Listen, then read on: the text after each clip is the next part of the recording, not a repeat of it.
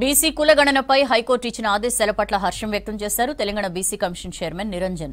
కులగణన ప్రక్రియను 3 నెలల్లో పూర్తి చేయాలని చెప్పడం సంతోషించాల్సిన విషయమన్నారు. కులగణన ప్రక్రియను బీసీ కమిషన్ సమర్థవంతంగా నిర్వహిస్తుందన్నారు. బీసీ కమిషన్ చైర్మన్ గా బాధ్యతలు స్వీకరించిన తర్వాత నాంపల్లిలోని యూసఫియన్ బాబా దర్గాలో నిరంజన్ ప్రార్థనలు నిర్వహించారు. చార్మినార్ భాగ్యలక్ష్మి టెంపుల్ దర్శనం తీసుకునేసి యూసుఫ్ బాబా దర్శనం చేసుకోవడానికి రావడం జరిగింది. ఈ బాధ్యతను నిర్వహించడంలో బాబా ఆశీర్వాదాలు కావాలనేసి ప్రార్థన చేస్తుంది. హైకోర్టు అనేది జడ్జిమెంట్ ఆర్డర్స్ ఇష్యూ చేసింది స్టేట్ గవర్నమెంట్కు. 3 నెలల్లో బీసీ కుల గణన కంప్లీట్ చేసేసి రిపోర్ట్ సబ్మిట్ చేయాలనే మాట చెప్పడం జరిగింది.